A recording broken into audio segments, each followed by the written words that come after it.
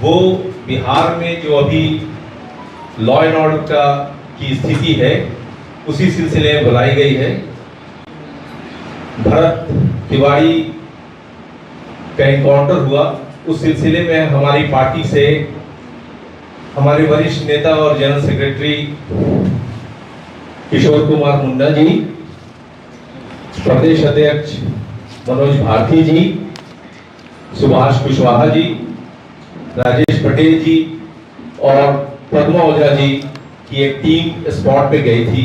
वहां जाकर के वहां के लोगों से मुलाकात करी, हालात को जाना, समझा और ये भी जानने की कोशिश की कि जो इनकाउंटर हुआ उसकी रियल इश्यूज क्या है। उन सारी चीजों पे आज बात करने के लिए हमारे पास पैनल में भी जो लोग मौजूद हैं उसमें सुभाष कुशवाहा जी, महामंत्री आर.के.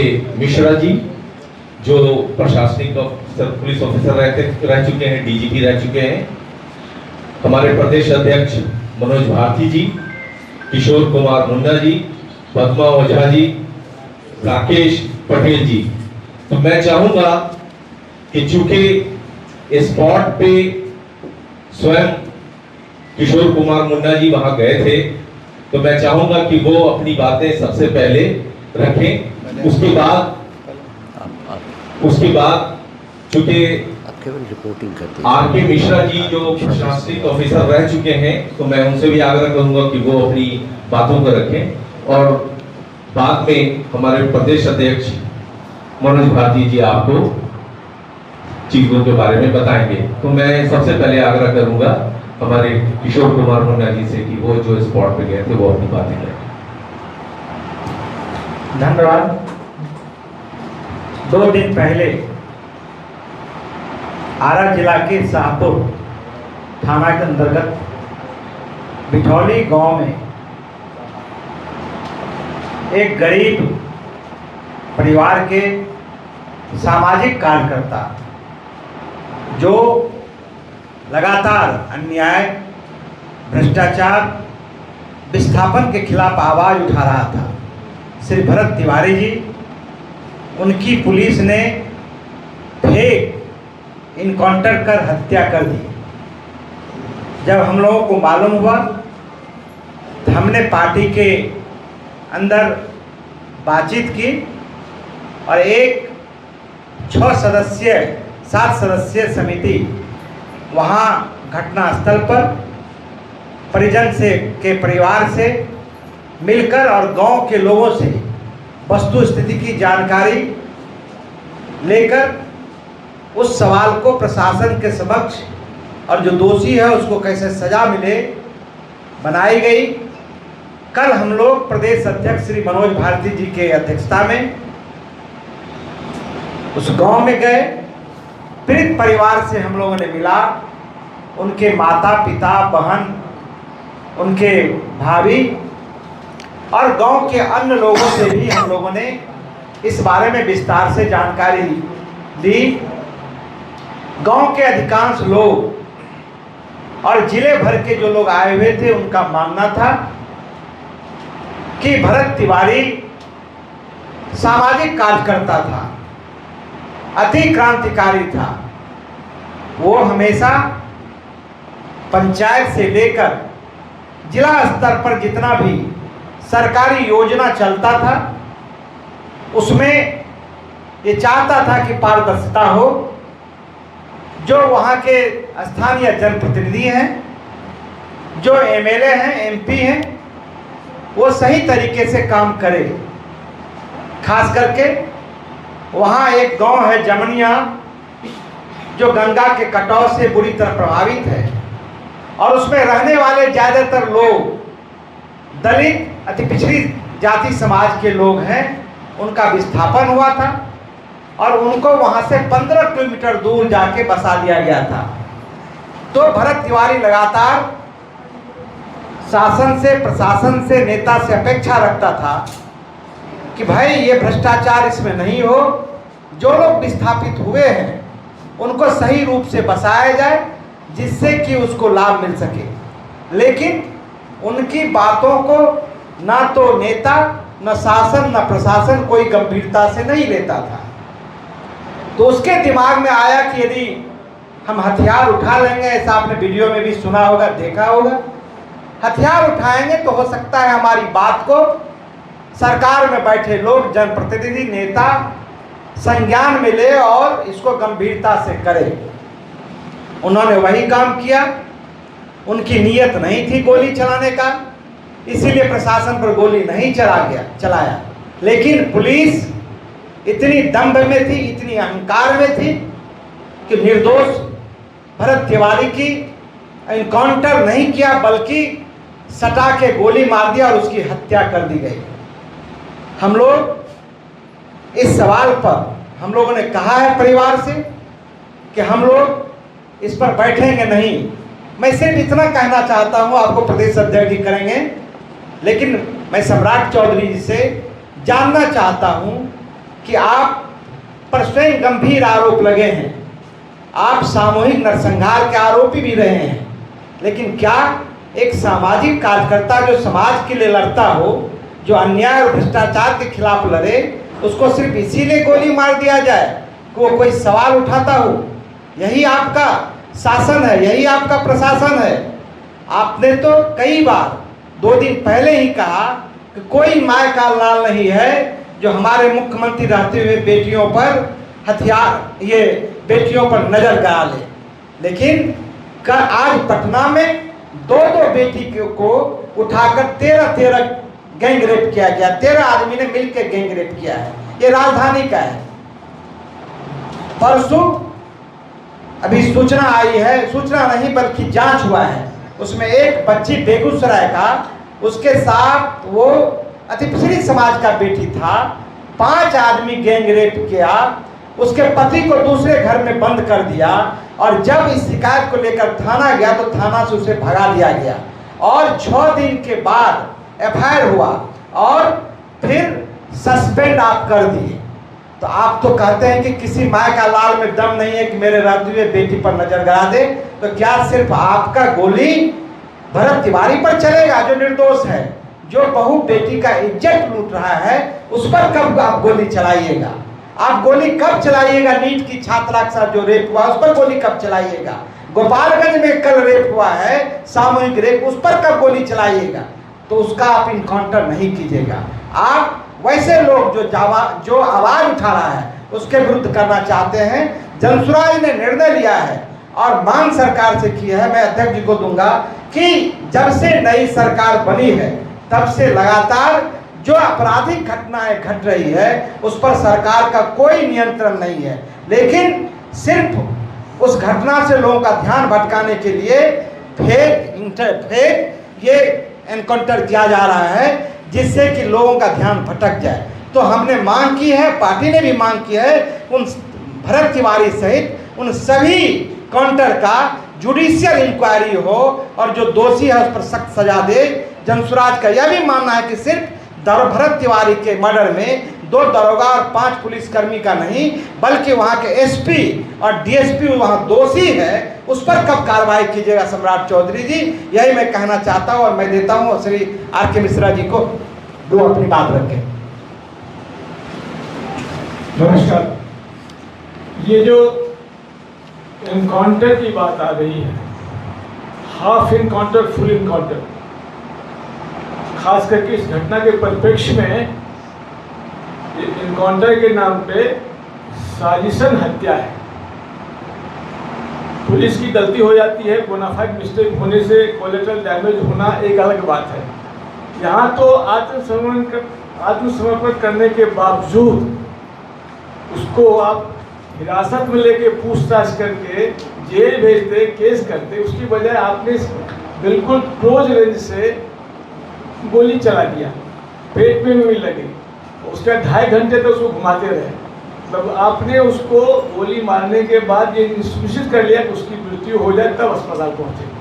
ये तो बिल्कुल सुनियोजित साजिश है, मैलाफाइड इंटेंशन है और पूरे प्रशासन की मिलीभगत है, वहाँ के नेताओं की मिलीभगत है, क्योंकि एक सामाजिक कार्यकर्ता जिसका कोई आपराधिक रिकॉर्ड नहीं है, अच्छे काम करने वालों को मारा गया है। तो मैं तो पुलिस में काम किया हूँ। पहले तो मैं ये कहूँगा मुख्यमंत्री जी को, एनकाउंटर कोई संवैधानिक अधिकार सरकार को नहीं देता है। नकल में भी अकल की जरूरत पड़ती है।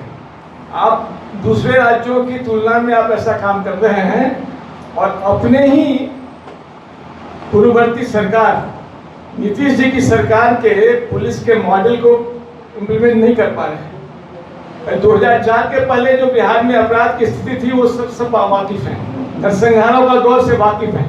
जब नीतीश जी आए तो उन्होंने एक मॉडल दिया पुलिसिंग का जिसमें एनकाउंटर कहीं नहीं था और धीरे धीरे बिहार में न्याय व्यवस्था सुदृढ़ हुई।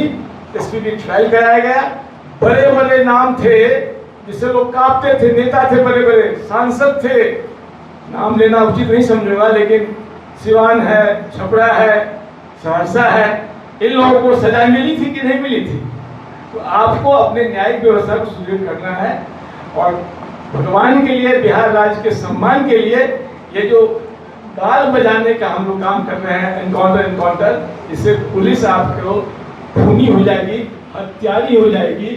और ये मत भूलिए, सत्ता कुछ दिनों तक आपके साथ है, कल को सत्ता बदलेगी, आप रिसीविंग एंड पे होंगे, तब आप क्या कहेंगे।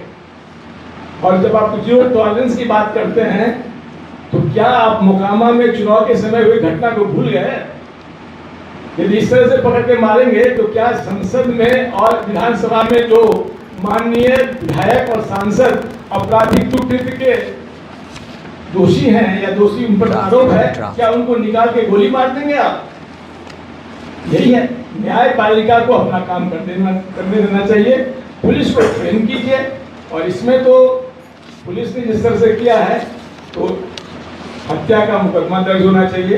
अध्यक्ष जी कहेंगे, मेरा मानना है कि वर्तमान सरकार, मुख्यमंत्री जी और सरकार से कि इस तरह के खुले मन से इनकाउंटर कर देंगे वाली बात आप करेंगे तो आपको भी अभियुक्त नंबर 1 बनाया जाएगा कि आप साजिशन पुलिस को बहका के उसको फोर्स कर रहे हैं कि आप हत्या करो लोगों की।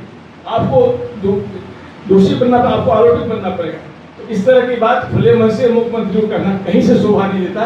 आप सबके मुख्यमंत्री हैं और एक अपराधी का भी एक मानवाधिकार है, कानून है। ट्रायल कराइए, एसपी ट्रायल कराइए, गवाही कराइए और फांसी दिलवाइए, किसी को आपत्ति नहीं। लेकिन पुलिस के हाथों किसी का यदि बंद कराइएगा, हत्या कराइएगा और ये गाल बजाइएगा, इस तरह से एक भय का माहौल बनाइएगा। यहाँ न्याय का माहौल बनना चाहिए, भय का माहौल नहीं बनना चाहिए। तो फिर क्या होगा कि कब जब पुलिस के साथ ऐसा होगा और कब कैसे भूल जाते हैं कि पुलिस की स्थिति इतनी खराब हो गई है शराबबंदी के कारण, जहाँ जहाँ ये जाते हैं रेड करने, अधिकांश जगह पुलिस को आम जनता से मुठभेड़ करना पड़ता है। और यदि हत्या करना शुरू करेंगे तो पुलिस के भी लोग हत्या करना शुरू कर देंगे।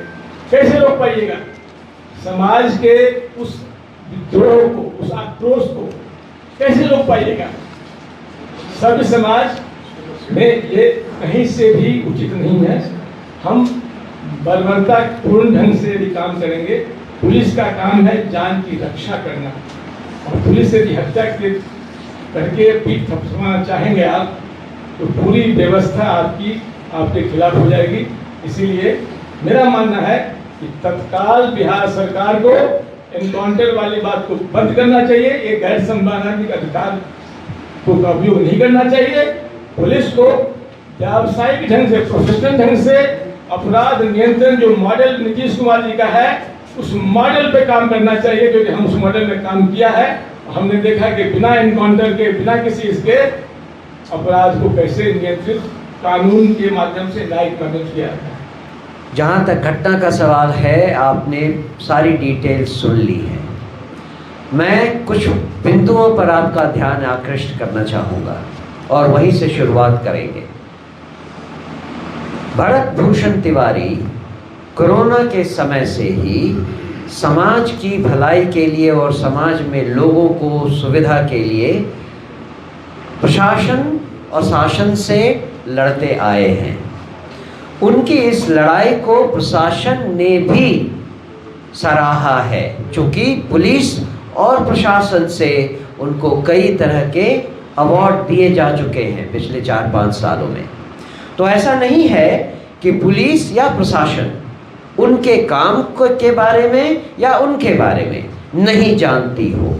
अच्छी तरह उनके बारे में हर जगह रिकॉर्ड मौजूद था और है।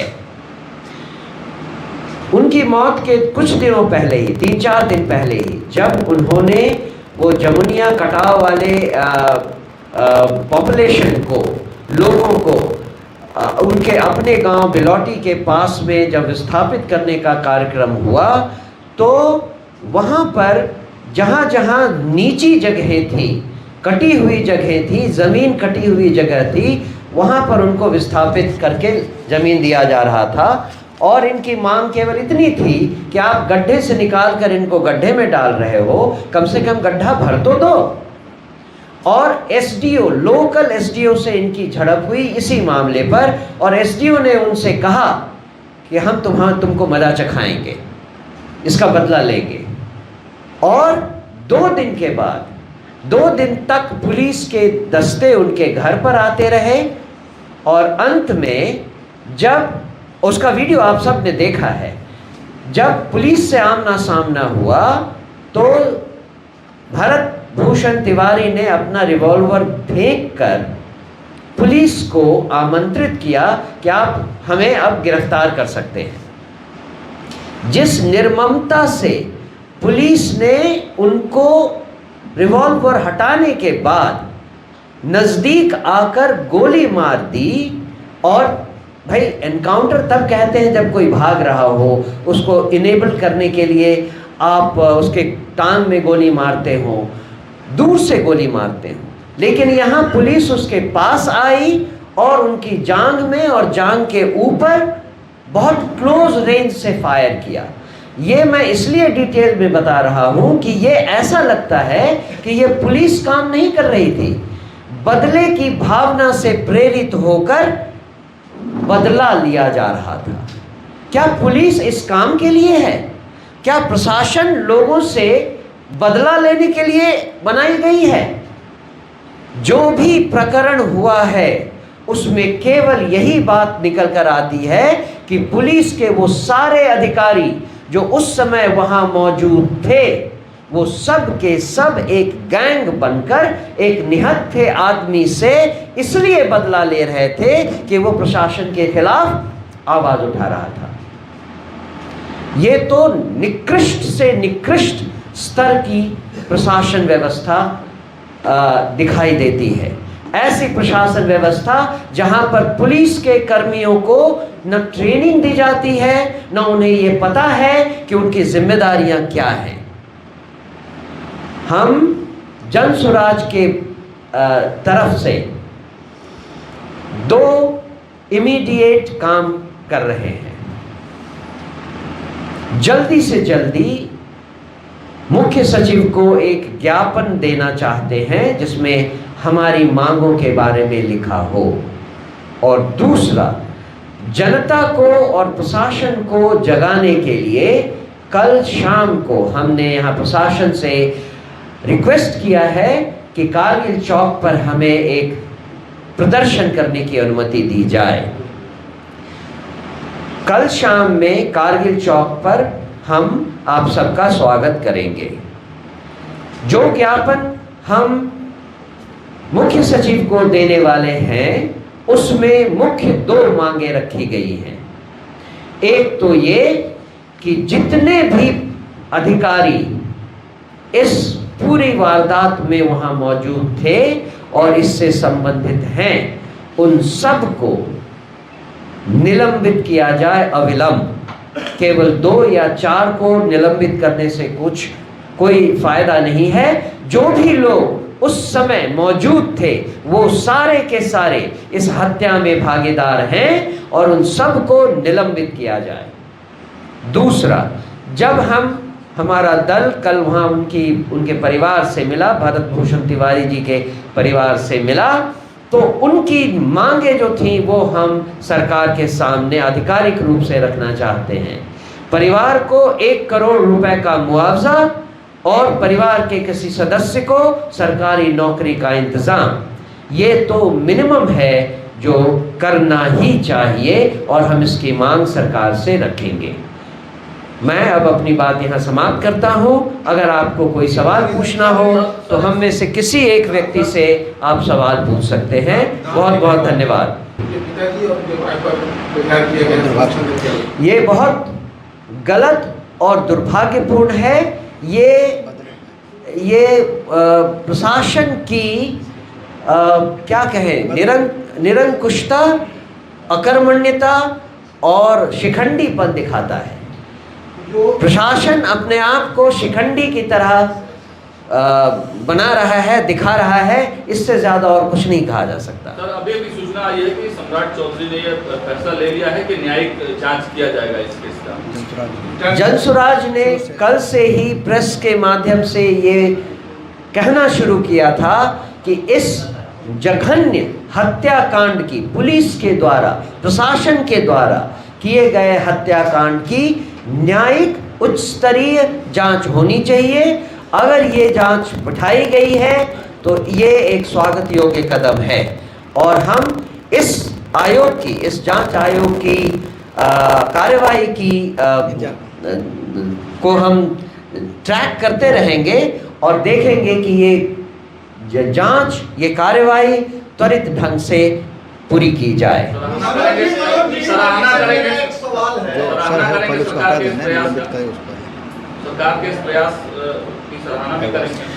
सराहना तो तब करेंगे जब वो सही ढंग से काम करें। उन्होंने आयोग के गठन करने के पहले क्या उन सारे अधिकारियों के निलंबन का आदेश दिया? पहले उन अधिकारियों को निलंबित तो कीजिए, नहीं तो वो आपके कार्य में बाधा करेंगे। जो आयोग, जो न्यायिक जांच हो रही है उसमें वो बाधा करेंगे।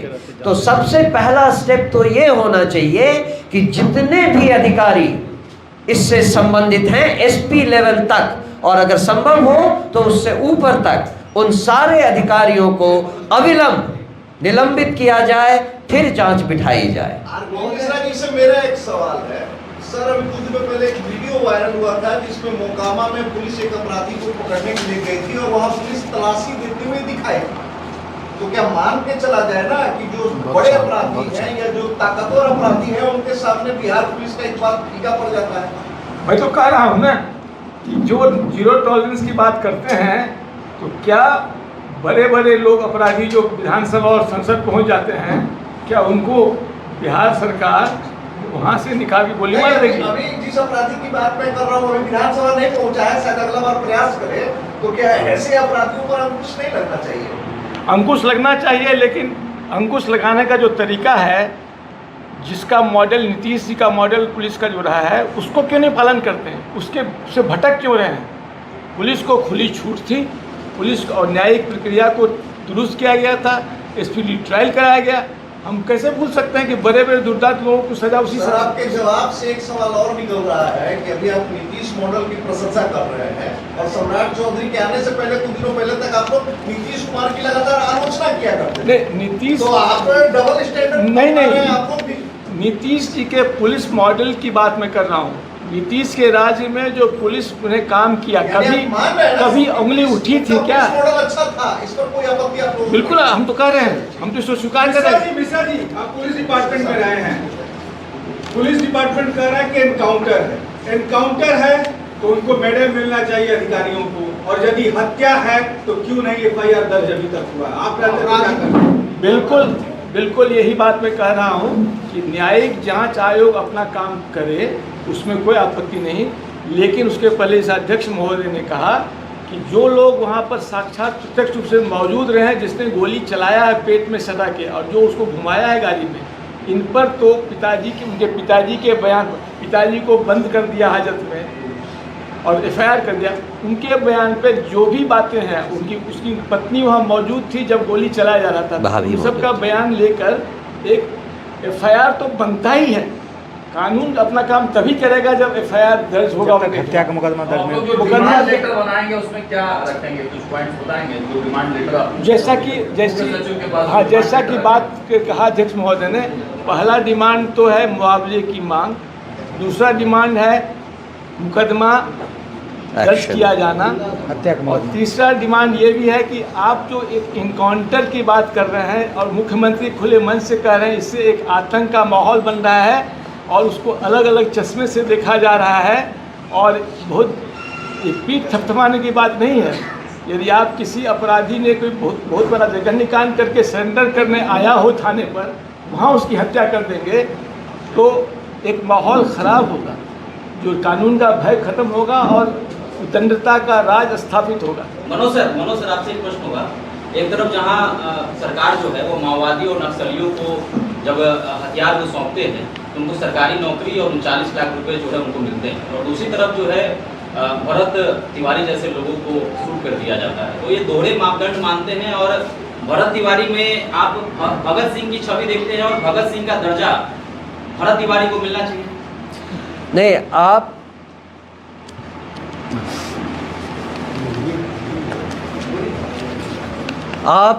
दोहरे मापदंड की बात कर रहे हैं। यहाँ तो मापदंड के एब्सेंस की बात चल रही है, क्योंकि यहाँ कोई मापदंड तो दिखाई ही नहीं दे रहा है। एक निर्दोष आदमी को जो कि केवल इसलिए मार दिया जाता है कि प्रशासन उससे नाखुश है, ये कौन सा मापदंड है? ये कहाँ का न्याय है और किस तरह का प्रशासन है? अगर प्रशासन हत्यारा बन जाए केवल इसलिए कि उसने हमारा अपमान किया, तो ये प्रशासन नहीं, गुंडा राज है। और बिहार में आज गुंडा राज ही चल रहा है।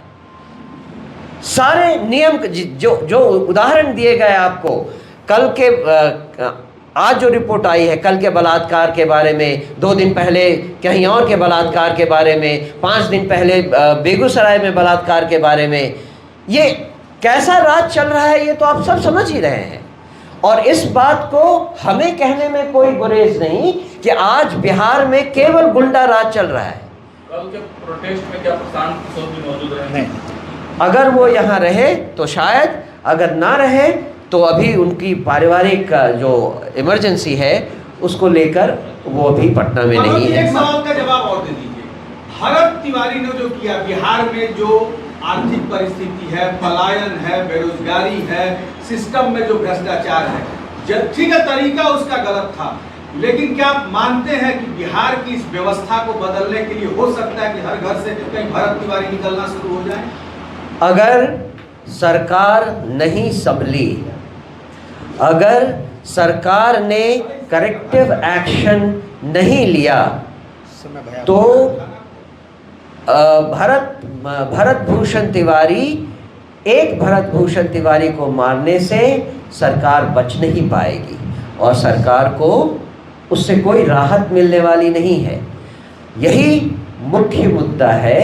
और अगर बिहार में बदलाव की शुरुआत होनी है तो सबसे पहले सरकार को सचेत रहने की ज़रूरत है और नियम कानून को कानून की व्यवस्था के अनुसार चलने देना है। शहीद का दर्जा मिलना चाहिए, शहीद का दर्जा मिलना चाहिए भरत तिवारी को। ये तो वहाँ के उनके परिवार के लोग मांग कर रहे हैं। जिन जिन लोगों को उन्होंने मदद की है पिछले 4-5 सालों में, वो हर कोई इस बात की मांग कर रहा है।